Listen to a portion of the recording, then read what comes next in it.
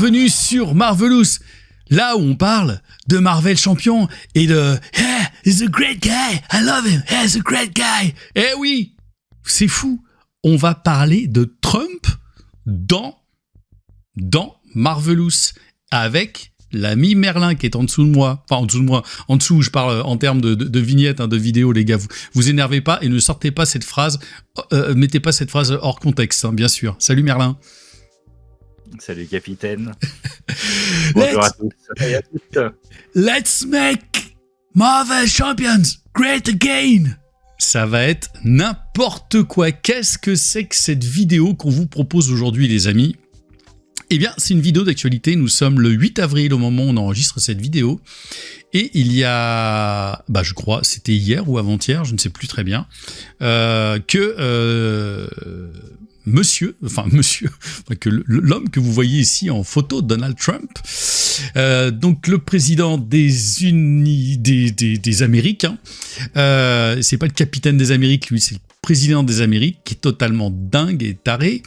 Alors, si évidemment il y a des grands fans de Trump ici qui veulent s'acharner sous les commentaires, allez-y, vous serez bannis.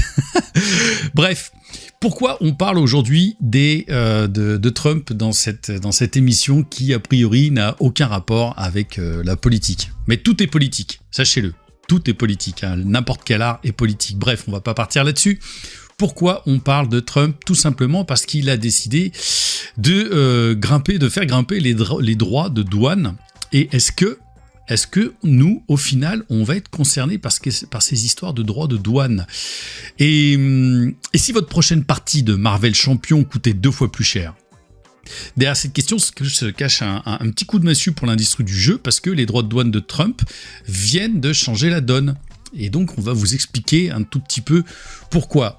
Merlin, est-ce que tu voulais un tout petit peu te lancer dans le premier débat à propos des tarifs douaniers qui ont été annoncés de 54%, c'est ça ?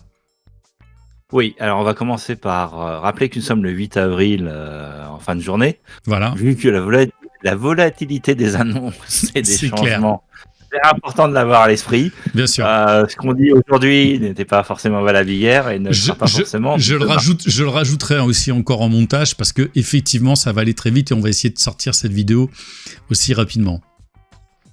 Donc effectivement, il y a quelques jours, Donald Trump a annoncé des droits de douane généralisés qui s'élevaient déjà à 20% pour la Chine depuis quelques temps et qui font l'objet d'un complément à 34%, donc qui les amène à 54% sur ces droits de douane, donc qui sont à payer pour tout ce qui est marchandises importées aux USA. Ça, c'est le premier point. On sent bien qu'il y a des discussions. Les droits de douane touchent d'autres pays. Il y a des impacts économiques importants pour tout le monde. Surtout qu'on ne sait pas encore comment les différents pays vont réagir. Là, on va se focaliser sur la Chine et les États-Unis, et en particulier le jeu de société. Et pourquoi ? Vous pourriez nous demander pourquoi on va parler de la Chine et des jeux de société ? Tout simplement parce que, alors si je regarde bien moi les chiffres, c'est 90% des jeux de société sont fabriqués en Chine, faute d'infrastructures alternatives. Et ça, c'est quand même hyper important. Alors, il y a des sources et tout ça, la plupart sont en anglais. Si vous voulez, on vous les mettra dans la description de la vidéo. Mais c'est quand même vachement important à savoir. Oui, il y a plusieurs choses. Moi, je suis autour du milieu du jeu depuis quelques années. Je suis pas forcément tout jeune, vous le savez.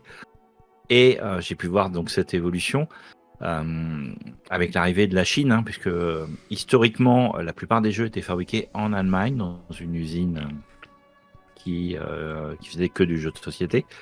Et petit à petit, on a amélioré la qualité des composants, on a amélioré la qualité de ce qu'on produisait, et on a cherché à maîtriser les coûts de production.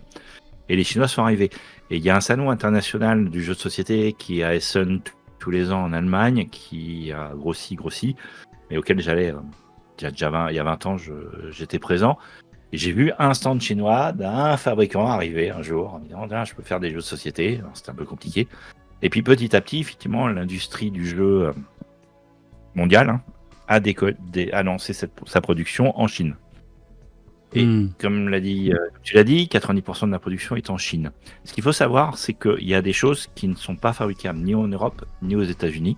C'est tout ce qui est matière plastique. C'est quelque chose qu'on ne sait plus faire depuis très longtemps. Et donc en particulier, si vous voulez faire des figurines, si vous voulez faire des pièces en plastique, vous ne pouvez pas les faire aujourd'hui en Europe ou aux États-Unis. Ça, c'est le premier point. Le second point, c'est que les usines en Europe, aujourd'hui, on en a deux essentielles. Il y a des imprimeurs qui existent dans toute l'Europe, en particulier pour faire des cartes. Mais grosso modo, vous avez deux gros fabricants, un en Allemagne et un en Pologne, qui sont plutôt des assembleurs aujourd'hui, donc qui vont récupérer les boîtes imprimées à droite à gauche ou les pièces et qui vont assembler les composants. Et ces usines tournent déjà à plein régime et ont du mal à suivre la cadence. Donc cette délocalisation, elle vient aussi du fait, et c'est important de l'avoir en tête, d'ailleurs pour les Américains c'est pire que pour les Européens, parce que finalement nous on a des moyens supérieurs de fabrication que n'ont même pas les Américains. Les Américains sortis d'impression de cartes, ils savent même pas faire des boîtes dans des bonnes conditions aujourd'hui. Donc d'ailleurs les plupart des éditeurs ou des gens du milieu en parlent en disant c'est impossible de relocaliser aujourd'hui aux US. Il n'y a pas les matériels pour le faire, il n'y a pas les compétences pour le faire. Et il n'y a personne aujourd'hui qui dispose d'un service pour faire une boîte, concrètement. Ce qui est complètement fou, alors on va pas refaire toute la mondialisation, hein, bien évidemment. Il y a eu, je crois, il y a 2 ans ou 3 ans, suite aux sécheresses d'ailleurs, il y a eu des grosses sécheresses en Chine, des premiers problèmes de production. Parce que, vous savez, les grosses usines, etc., ça utilise beaucoup de flotte pour se refroidir. Enfin bon, je vais pas rentrer dans ce détail-là, ni me lancer là-dedans. Mais il y a eu des énormes sécheresses en Chine. Résultat, ça a eu des gros impacts sur des retards, etc. Et les prix avaient déjà augmenté aussi à l'époque. C'était il y a 2 ans ou 3 ans, quelque chose comme ça ? Je dirais il y a 3 ans. Et puis, on a eu aussi des augmentations de prix au niveau logistique. Parce que la crise de Covid, puis l'Ukraine, puis les pirates en mer Rouge compliquent fortement l'aspect logistique. On avait des containers qui étaient passés de $5 000 à $25 000 le container. C'est des augmentations qui étaient faramineuses pour tout ce qui était transit de Chine vers l'Europe ou les US. Donc on a déjà eu ces phénomènes d'inflation sur le transport qui avaient fait mal. Bon, après, ça va, ça vient, c'est très volatile comme marché, comme coût, mais ça va, ça vient. Et puis les usines de Chine sont globalement saturées. Oui, c'est ça aussi. Oui, voilà. Donc dès qu'il y a un petit grain dans la machine qui vient bloquer les trucs, une prod ratée, une anomalie climatique, voilà, tout de suite vous êtes dans le dur par rapport à vos productions. Et donc, qu'est-ce que ça risque de changer concrètement pour nous ? Vous vous doutez bien, s'il y a forcément si on augmente les droits de douane de 54%, ça risque d'avoir un peu de répercussions, non ? Ou à moins que tu voulais rajouter quelque chose ? Non, on va parler un peu du modèle économique. Aujourd'hui, vous avez 2 modèles principaux. Vous avez le modèle dit de vente directe qui passe essentiellement par les plateformes de crowdfunding, mais pas que, parce que certains éditeurs proposent de la vente directe, mais c'est essentiellement Game on Tabletop. Alors, comment il s'appelle le truc polonais ? Je crois que c'est ça. Et puis Kickstarter. Vous avez eu aussi dans une moindre mesure, qui sont des services de crowdfunding, donc vous financez sur la promesse d'un article que vous aurez plus tard, souvent de la précommande cachée, mais également du financement pour du développement. Donc il y a un peu de tout, mais c'est quand même beaucoup de ventes directes, on va dire. Et là, vous avez un modèle économique. Et puis vous avez le modèle classique d'un éditeur qui va passer par un fabricant pour récupérer son produit, un distributeur pour l'acheminer jusqu'à des boutiques où il vous sera vendu. Et là, vous avez des ratios aujourd'hui qui existent de marge pour les différents acteurs de cette chaîne. Ces ratios sont à peu près les mêmes entre les US et l'Europe. En Europe, vous avez en gros un ratio de 6.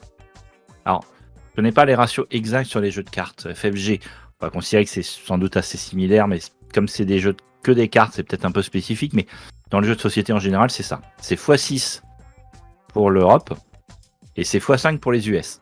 Pourquoi il y a une différence? Parce que en Europe, vous avez la TVA, et en particulier en France, vous avez la TVA qui est à 20%. Le prix américain est hors taxe, avec une taxe qui va dépendre de l'État, mais qui va plutôt être à 4,5. Et donc le x5 et le x6, c'est par cette taxe sur la valeur ajoutée qui vient se rajouter au produit. Ce x5, ce x6, c'est par rapport au coût de fabrication. Le coût de fabrication, c'est le coût de sortie d'usine, en général en Chine. Et par exemple, si vous avez un coût de fabrication à 5 € en sortie d'usine en Chine, eh ben, votre prix public sera à 30 € en France. Les droits de douane s'appliquent sur les 5 € de Chine. C'est ça le principe. 54%, ça veut dire que vous allez passer à 7,50 €. Alors on va considérer le x5 pour les US. 5 x 5 x 5, ça faisait 25. Là, vous faites 5 x 7,5. Ben, vous êtes presque à 40 €. Donc votre produit qui coûtait 25 €, il passe à 40 € si vous voulez répercuter à tous les acteurs la marge qu'ils ont aujourd'hui sur les produits qui sont vendus. Alors vous avez une marge pour l'éditeur, vous avez une marge pour le distributeur et pour la boutique. Je ne vais pas forcément entrer trop dans le détail, mais en tout cas, vous avez ce partage de marge qui est pris en compte. Aujourd'hui, l'importeur, c'est dans la majorité des cas l'éditeur. Donc ça veut dire que si il ne peut pas bouger le prix de vente, ça veut dire qu'il va perdre 2,50 € sur sa marge. En général, un produit à 5 €, il le vend 10 au distributeur. Donc au lieu de faire 5 € de marge, il fait 2,50 € de marge. Donc il divise sa marge par 2. Et donc ça, les éditeurs américains ont commencé à le dire, mais en Europe, on aura le même problème parce qu'on vend beaucoup aux US. Alors c'est pas 54%, c'est 40%. Mais le problème fondamental reste le même. Les éditeurs ne peuvent pas répercuter cette marge intégralement chez eux parce qu'ils ont déjà des marges très basses. On voit que sur un produit que vous achetez 25 € aux US, l'éditeur gagne 5 €. Tout. Peu. Donc il est déjà contraint et effectivement, cette augmentation des droits de douane à 54% va faire... il y a un risque pour les petits en meurent. Parce que s'ils veulent répercuter le prix, les gens qui achetaient un jeu à 25 €, ils vont pas l'acheter à 40 ou à quasi 40. Et s'ils augmentent pas le prix, ils feront plus de marge et ils vont mourir. Et c'est effectivement la panique dans le milieu parce qu'aujourd'hui le marché américain reste le marché principal du jeu de société. Ouais. Et moi, dans les calculs que j'ai regardé, que j'ai essayé de trouver un petit peu par-ci, par-là, ça ressemblerait en gros à un pack héros passerait de 23 $ à 35 $ et une boîte extension à 60 $, c'est ça? À peu près, non? Alors le pack, je pense qu'il doit être un peu moins de base. Je pense qu'ils sont un peu moins de 23 $, mais peut-être les packs scénarios doivent être à 23 $. Ouais, d'accord. Les héros, je pense qu'ils sont à 15-16, mais effectivement, ils vont probablement passer à 21-22, peut-être même 23 s'ils augmentent les prix. Et puis alors, les boîtes, oui, on va avoir une vraie flambée. Ce qui effectivement génère une inquiétude vers les fabricants, les éditeurs, les distributeurs, les boutiques, et puis les consommateurs, parce que si vous aviez un budget pour acheter tous les mois 40 € de jeux, vous n'allez pas acheter 60 € de jeux. Donc, parce que là, ouais, bien sûr, 40, un 40 tous les mois, vous allez acheter un 60 tous les 2 mois. Ouais, voilà. Donc c'est déjà qu'il y avait un petit coût. Là, ça va être de plus en plus. Vous pourrez voir là sur les. Alors, si vous lisez évidemment l'anglais, il y a des articles comme celui-ci là qui met vraiment le tabletop, en gros les jeux de société un petit peu en PLS. c'est effectivement, au final, encore une fois, voilà, c'est ça que j'avais vu, que en gros, sur une explication de tarif, que le coût de production d'un jeu passe de $25 à $40 en gros, de ce que j'ai compris de l'article. Alors là, c'est le prix de vente justement. Ouais, voilà. Prix de vente à 25 qui passerait à 40. Bon, moi j'ai dit Ouais. un petit peu moins de 40, mais voilà, on y est. C'est effectivement l'exemple que j'ai pris sur les marges aujourd'hui pratiquées. Si tous les acteurs répercutent, ça ramène le produit à 40. Donc c'est clair qu'un produit à 40, si, comme je disais, si les gens ont $25 tous les mois, ils vont acheter un 40 tous les 2 mois. Ouais. Parce que les $10 qu'ils économisent, ils en auront besoin parce que tout le reste va augmenter aussi. Et oui, c'est pas que les jeux qui vont augmenter, les gars. C'est everything. Et là, ça va commencer. Et qu'est-ce qui va se passer à chaque fois que tout augmente ? On va se retourner vers l'essentiel. C'est-à-dire, va falloir faire manger les enfants. Et tous les jeux, tout le reste, ça va commencer à devenir vraiment compliqué. Donc c'est pour ça qu'on voulait vous faire cette vidéo. D'ailleurs, c'est l'idée merveilleuse de Merlin de faire une vidéo comme ça, assez rapide pour essayer de rester sur l'actualité. Et encore une fois, on le précise, hein, il est 19h17 le 8 avril au moment où on est en plein milieu de cette vidéo, parce que les choses peuvent changer. C'est vrai que je lisais sur des commentaires, t'en as un qui disait c'est ce qui arrive au jeu à long terme. Ce qui arrive au jeu à long terme dépend probablement de la durée de tout ça. Et et je le lis. On croise les doigts pour que le marché boursier s'effondre rapidement. Alors, c'est ce qui s'est passé un petit peu hier, et que Trump fasse un virage à 180 degrés, comme ça avait été le cas avec certaines précédentes annonces de tarifs cette année. Alors, pour l'instant, la bourse a remonté un peu aujourd'hui. Ouais. Et puis, les Chinois ont annoncé une riposte, et Trump a dit que s'ils n'enlevaient pas la riposte, il rajouterait 50% de plus. Donc, on passerait à 104. Donc, à 108 même, 108 même. Non, c'est plus 50, il double pas. Ah d'accord, il double pas, c'est plus 50. Ah d'accord, ok. Ah, il fait 54 plus 50, ça fait 104. Bon, c'est l'ami. C'est un malade. Alors évidemment, on parle de broutille ici. Ce qui est plutôt amusant, c'est que, je parle de broutille, évidemment, on parle de jeu, on parle de divertissement. Mais l'air de rien, c'est de voir que ça impacte mais absolument tout. Donc jusqu'au bout du truc, c'est-à-dire qu'au moment toi qui as travaillé, qui as bossé, si t'es plus ou moins jeune, que t'as réussi à te faire ton petit pognon, que tu veux t'acheter ta boîte de Shield, etc., ou ta future boîte avec 4 personnages qui vont bientôt sortir au cinéma, tu vas la payer un prix d'or. Et entre manger ton steak à 10 balles et acheter une boîte de FFG, enfin de Marvel Champion, ça va être une catastrophe. Mais ce qui est terrible là-dedans, c'est que de toute façon, même les éditeurs vont manger, enfin tout le monde va morfler de partout si tout ça va tenir, si tout ça tient. Voilà. Il y a plusieurs choses. Il y a d'abord ceux qui avaient déjà des boîtes en stock et qui vont donc on passe sur taxe. Il peut y avoir des réflexions de se dire on va en mettre une partie sur les autres pour compenser nos marges. Et donc on va finalement augmenter tout le monde, mais un peu moins aux US, un peu plus les autres. Donc c'est pour ça qu'on est, indépendamment de notre économie, de qu'est-ce qu'on va riposter, de toute façon on risque d'avoir cet effet, mais sur tous les produits américains. Les services, vous êtes abonné à des services comme Netflix, Amazon Prime ou autres. Disney, qu'importe. Vous risquez d'avoir cette augmentation, parce qu'ils vont vouloir un peu moins augmenter les Américains probablement, et du coup ils augmenteront peut-être un peu plus les autres. De la même manière que la boîte, plutôt que la vendre à $60 aux US et à 40 € en Europe, on pourrait peut-être faire 50-50. Et puis on va regarder les quantités qu'on en vend à chaque fois, et puis ce sera peut-être même 55, voire 55-60. Mais même pas à l'abri que nous, ce soit pas plus cher. Parce qu'on aura moins de quantité et ils vont vouloir compenser les marges. On n'est pas à l'abri de ça, et puis on n'est pas à l'abri qu'il y ait des éditeurs qui disparaissent ou des gammes qui disparaissent. L'enjeu est effectivement de se dire si je peux pas augmenter mes prix, ou que si je vais pas les vendre, ou si j'en vends la moitié. Prenons l'exemple un peu plus concret de Marvel Champions.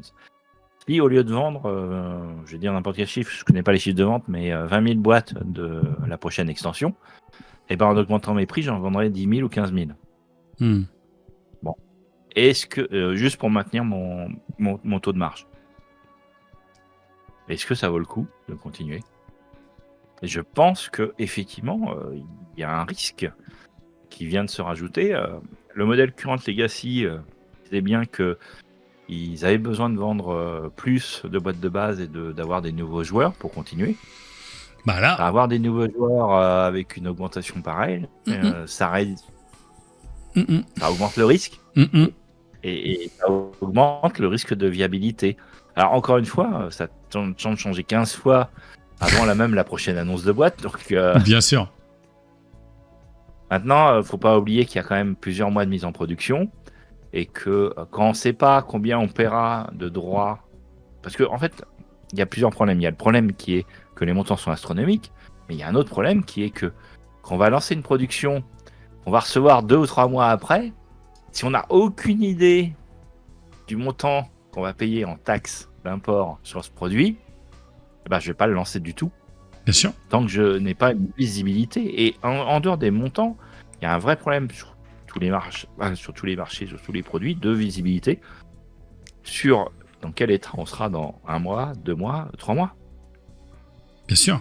Et on parle, alors évidemment, nous on parle de Marvel Champion, mais en petite extension des choses, on parle de FFG, on parle de FFG, il y a aussi Star Wars Unlimited qui risque d'en prendre un coup, un violent coup. Donc tout ça, toutes ces choses qui vont augmenter de manière exponentielle. FFG, est-ce que FFG est pas vraiment en train de serrer très très très très fort les fesses? Est-ce que c'est pas le moment de mettre des olives dans les fesses de FFG pour avoir une huile d'olive première pression à froid? Je pense que tous les éditeurs de jeux, qu'ils soient européens ou américains, aujourd'hui sont, on dit en PLS, alors il y en a qui sont plus inquiets que d'autres, mais clairement. Et là, on parle du modèle traditionnel, mais les Kickstarter.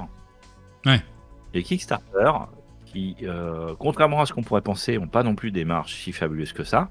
Ceux qui ont des transits en cours, les boîtes vont arriver. S'il faut payer 50% sur les boîtes, qu'est-ce qu'ils font? Ils serrent encore plus la ceinture et du coup, ils vont presque rien gagner avec le jeu. Ou est-ce qu'ils vont aller voir leur backer pour dire bon, vous allez rire, le jeu est arrivé. Mais il faut payer un peu plus. Au président, pas beaucoup plus. Si t'as mis $100, tu vas peut-être devoir mettre encore $20 de plus. Ouais. C'est très très très très très très chaud cette histoire. C'est très très très chaud. En tout cas, au sens bien évidemment global de la chose. Mais il peut aussi y avoir des... Alors j'avais noté des retards de livraison avec des conteneurs bloqués en douane aussi, parce que s'il y en a qui veulent pas payer après les droits de douane, tout ce que tu veux, enfin ta petite boîte, elle va être bloquée depuis, enfin dans ton conteneur depuis très longtemps aussi. Et puis, je sais pas comment fonctionne le dédouanage aux US, mais en général, tu payes des frais au port si ton matériel reste au port. C'est pas forcément gratuit d'attendre que les douaniers viennent ou que tu payes le dédouanage. Donc l'IMO coûte hyper cher. J'ai du mal à me dire que les ports vont offrir ces montants-là à ceux qui veulent pas décharger en container. Donc en dehors du fait que tu rentres pas l'argent parce que tu le mets pas en boutique, en plus tu peux avoir des frais de stockage et de gardiennage qui vont se rajouter. Donc je pense qu'il y en a qui sont effectivement en train de se dire je vais quand même les vendre et puis j'aurai pas de marge, mais j'ai du mal à imaginer que les gens vont, sur ce qui est arrivé ou en transit, vont les laisser traîner. Donc ils vont devoir dédouaner, je pense. Ce que j'avais trouvé aussi, c'était la réduction de la qualité des composants moins de plastique, plus de carton fin, parce qu'ils vont essayer de trouver peut-être des marges aussi différemment, et recentrage sur des rééditions plutôt que même dans ces cas-là sur des nouveautés. Mais tout me paraît quand même extrêmement complexe là-dedans si les choses restent, encore une fois, à l'heure du 8 avril, en l'état, quoi. Oui, et puis se dire, comme je l'ai dit, il y a quand même quelques fabricants en Europe pour du carton, papier, carton, carte, ça marche, mais qui sont aussi globalement saturés et qui vont pas pouvoir prendre beaucoup de choses. Et puis il y a quand même 40%, donc c'est guère. Alors, effectivement, si la Chine passe à 100, tout de suite l'Europe deviendra plus attractive avec son 40. Mais on ne sait pas combien on finira, on ne sait pas quand. Et puis aujourd'hui, ils sont saturés. Donc après, ça veut dire. Et puis se dire, on va augmenter nos cadences alors qu'on n'a aucune visibilité sur le futur. Moi, je suis patron de cette usine de fab. Pour l'instant, je n'augmente pas parce que si c'est pour augmenter, puis 3 mois après, les taxes tombent en Chine et tout le monde repart en Chine, j'ai tout faux, quoi. Et entre hausse des prix, raréfaction des produits et incertitude économique, c'est les joueurs qui vont une nouvelle fois payer le prix fort, et limite presque littéralement. Donc, quelque part, si on essaie de recentrer sur notre petite niche à nous, Marvel Champion, ça pourrait survivre. Mais comment ça pourrait survivre ? Moi, dans les scénarios possibles que j'avais trouvés, alors, ça, je sais pas, est-ce que c'est un truc que j'ai lu, relocalisation partielle de la production, mais je pense que ça doit coûter extrêmement cher à faire. Alors, aux US, ils savent pas faire de boîte. Et Oui. J'ai vu un article où quelqu'un a essayé de faire une boîte. La boîte à fabriquer coûte plus cher que le jeu à vendre. Oui. Que le prix de vente du jeu. Donc, Donc déjà, les boîtes, on oublie. Ouais, déjà. Les cartes, il y a quelques fabricants de cartes. Même combat. Fabriquer un set de cartes, c'est plus cher que le prix de vente. Donc aujourd'hui, la relocalisation, en dehors du fait qu'il manque de compétences, il manque de machines, c'est que de toute façon, le coût de fabrication reste probablement largement supérieur au coût de fabrication avec les taxes d'import. Donc, soit... alors, il y a deux choses. Sur le court terme, ils vont serrer les fesses et espérer que ça va disparaître. Sur le long terme, il va y avoir une recherche d'optimisation des composants. Et moi, je ne crois pas à la faisabilité d'une relocalisation aux US, même du carton et du papier. Sauf si d'autres industries portent, parce que l'industrie du jeu ne sera pas suffisante pour porter. Enfin, en tout cas, du jeu de société. Ouais. Si d'autres industries portent le besoin, peut-être qu'il se passera des choses. Aujourd'hui, la plupart des livres sont aussi imprimés aux US, donc en Chine, mais pas forcément ni en Europe ni aux US. Il y en a qui sont imprimés en Europe ou aux US, mais les gros tirages sont plus forcément. Regardez vos BD. Je pense que vous allez voir du Made in China sur votre BD, votre dernier Astérix. Je pense que j'ai pas vérifié, mais je pense qu'il doit être en Made in China. Moi, j'ai pas regardé parce que là, j'ai reçu un ouvrage qui a été fait par mon. Ah bah lui, c'est en Slovénie. Celui-ci a été fait en Slovénie. Je fais de la pub d'ailleurs pour. Ça, c'est mon coach sportif, enfin mon préparateur physique qui m'avait aidé à travailler sur Théo Coutel. Et il a aussi sur YouTube, alors c'est totalement gratuit cette pub, qui s'appelle Fitness Smith, et il m'avait aidé à préparer un rôle à l'époque, et il m'a gentiment envoyé son bouquin qui est une petite mine d'or pour celles et ceux qui font du fitness et de la musculation. Bref, lui il a été pour le coup édité en Slovénie. Donc il y a des petits tirages, il y a des... Voilà, c'est ça aussi. Il y a des tirages de proximité parce qu'on veut de la réactivité, même dans les jeux de cartes, ceux qui ont des forts tirages, des fortes ventes, il peut y avoir une volonté de conserver la fabrication européenne pour des questions de s'assurer qu'il n'y a pas de rupture, parce que en Chine, il y a toujours le risque de rupture, on ne maîtrise pas complètement les transports, on ne maîtrise pas le dédouanement. Donc il y a des choses comme ça qui sont fabriquées pour ces raisons-là. Il y avait quelques jeux de cartes Asmodée qui étaient fabriqués en Europe qui avait été relocalisé en Europe, même avec un coût de fabrication plus élevé, pour être sûr qu'il y aurait des ventes continues. Mais c'est effectivement quand vous avez des jeux de cartes, quand vous avez quelques boîtes simples à faire, oui. Si vous avez des composants complexes, vous ne pourrez pas. Et effectivement, à long terme, on peut se dire que toute la profusion de matériel, de qualitatif, que certains joueurs d'ailleurs trouvent trop, risque de disparaître. Donc vos boîtes, elles vont sûrement réduire de volume. Admettons qu'il reste des droits de douane, je sais pas à quel montant, mais alors pour ceux qui se plaignent d'avoir des grosses boîtes pleines de vide, ça y est. Elles vont être moins grosses. Merci. Merci Donald, you're a great guy, I love him. Yeah, great guy. Ouais, finalement, il est. Finalement, il est écolo, hein, franchement. Bah oui, il y aura moins de transport et il y aura moins de surdimensionnement. Et donc voilà, il y aura sans doute moins de matériel ou ou peut-être des cartes moins épaisses. Pas impossible. Et ce que je lisais, c'est et on va essayer de conclure. Ce que je lisais aussi, c'est qu'il pourrait y avoir une explosion du marché de l'occasion. Mais s'il y a une explosion du marché de l'occasion, ça veut dire que là aussi, il va y avoir de la spéculation. Et s'il y a de la spéculation, il va y avoir des mouvements. Après, vos paquets de cartes, vous allez les vendre cher ou les acheter aussi cher. Et ça va pas être les nouveaux, forcément, qui viendront. Les nouveautés, parce qu'on sait même pas si les boîtes derrière vont pouvoir continuer, comme Merlin nous l'a expliqué. Mais ça aussi, ça risque d'être compliqué même de. Et puis, qui va vouloir dépenser, encore une fois, enfin, vous pouvez nous le dire, hein, est-ce que vous êtes prêt à payer 60 ou 70 balles pour une extension et 23 ou 25 euros, imaginons, un paquet de héros. C'est important que vous nous disiez quand même tout ça en commentaire, évidemment avec toujours cette inconnue de voilà, à quel moment tout ça va bouger. On fera peut-être des Twitch aussi pour en parler de manière un petit peu plus en réaction.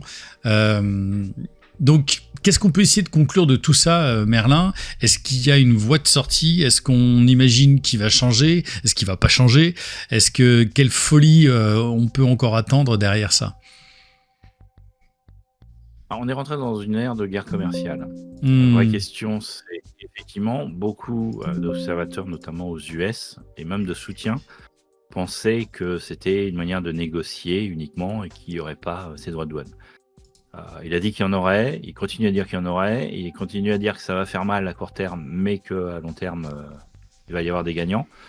Maintenant, un de ses soutiens milliardaires qui avait appelé à voter pour lui, qui avait mis du pognon, vient de dire que c'était une connerie. Elon Musk a dit hier qu'il fallait une zone de libre-échange entre les US et l'Europe. Donc, un des soutiens proches, il commence à se désolidariser de sa manip. Qu'est-ce qu'il va faire ? Franchement, on n'en sait rien. Je crois que lui-même ne sait même pas ce qu'il fait, de toute façon. Ces idées-là, ça vient pas de lui. Ouais, je sais pas. Enfin, de toute façon, tous ses proches, globalement, étaient dans sa mouvance.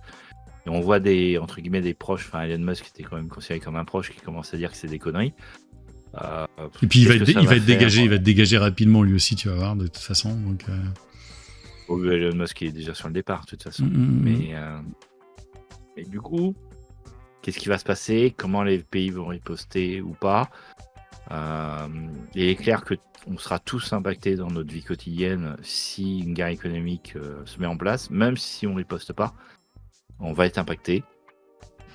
Faut pas se mentir, donc c'est un sujet important pour nous tous. Que ce que fera l'avenir, il est tellement imprévisible que honnêtement, oui. On faudra suivre. Pardon. Et puis peut-être avoir des opportunités de faire des choses différemment chez nous, au final. Le Covid nous avait déjà montré que il y avait eu beaucoup de choses qu'on avait laissées un petit peu aux autres et à la mondialisation, et on s'est rendu compte quand même que ce serait peut-être pas mal de pouvoir faire les 2-3 trucs à la maison. Voilà. Et puis, encore une fois, en parlant dans cette vidéo, l'idée, elle est de vous dire que c'est tellement important ce qui se passe, qui peut se passer et qui peut continuer comme ça dans le délire, que ça va impacter jusqu'au petit divertissement, quoi. Et évidemment, nous, on a une vision un petit peu... là, on essaye de parler de ce côté-là, de petite niche, et je suis pas sûr qu'on aura beaucoup de vidéos sur Marvel Champions qui vont parler de cette augmentation. Et peut-être, hein, et auquel cas, on sera heureux de partager avec eux. Mais voilà, c'est un moment important. Il y a déjà eu pas mal de hausses, c'est de plus en plus difficile. Personnellement, je sens que j'achète de toute façon de moins en moins aussi de jeux parce que tout ça a augmenté. Et ce qui va se passer, c'est qu'on va se retrouver de plus en plus sur Tabletop Simulator, quoi. Au final. Ouais, c'est dommage pour faire du jeu de société, mais Ouais. peut-être. Ou Board Game Arena. Ouais, c'est ça. Board Game Arena, tout à fait. Bref. Merci Merlin déjà de l'idée de cette vidéo et de cette excellente analyse. Encore une fois, en temps réel, et peut-être que cette vidéo, au moment où elle sera publiée, d'ici quelques jours, sera totalement obsolète, et auquel cas, excusez-nous, mais on essaye de réagir à l'actualité telle qu'elle est là, mais c'est totalement imprévisible. Merci de toutes ces analyses. Voilà, c'est le Captain Marvelous du futur, le Captain Marvelous du montage. J'avais terminé le montage de cette vidéo et Merlin m'a envoyé ça il y a quelques instants, donc je refais la vidéo, je refais le montage plus exactement. Comme vous le voyez en direct, droit de douane, la Maison Blanche confirme que les taxes contre la Chine vont grimper à 104% ce mercredi 9 avril 2025, je précise, sachant qu'on a enregistré la vidéo aujourd'hui le 8 avril. Vous voyez en bas à gauche que c'est noté. Vous voyez, ça bouge sans arrêt. Alors qu'est-ce que ça va véritablement donner ? Alors dans le monde en général, ça va être la merde, donc vous imaginez bien évidemment que pour les petits jeux de société, les petits divertissements, ça va être très très très compliqué. Voilà, on va faire en sorte de sortir cette vidéo le plus rapidement possible, de manière à ne pas être trop vite obsolète, pardon. Mais voilà, peut-être qu'on fera une autre vidéo, on en parlera sur le Twitch, sûrement. Et retour au Captain et au Merlin du passé. Écoute, merci à toi pour l'animation et puis pour tout le travail derrière ces vidéos que vous ne voyez pas. Mais ouais, merci. Et puis on croise les doigts, quoi, surtout. On serre les fesses et on croise les doigts. Oui. Tout ça finira en fan-made. De toute façon. Bon, dites-nous tout maintenant en commentaire. C'est à vous maintenant, après cette longue vidéo d'une 30aine de minutes. Dites-nous ce que vous en pensez, comment les choses aussi vont évoluer d'après vous. Voilà, si au moment où cette vidéo est sortie, c'est déjà totalement obsolète, et on sortira pas la vidéo, voilà. Mais si c'est toujours dans le mouvement, écoutez, dites-nous tout en commentaire, ce que vous en pensez. Est-ce que vous êtes prêts à acheter vos boîtes à des prix exorbitants en ne faisant pas manger vos enfants, ou en mangeant vos enfants et en jouant? Ça, c'est aussi une autre possibilité, mais je vous la conseille pas trop parce que c'est encore pénalement répréhensible. On se retrouve tout bientôt pour une autre vidéo. D'ici là, ciao! Hey, he's a great guy, Captain Marvelous. Allez, ciao, à bientôt. Qu'est-ce que je dis comme connerie?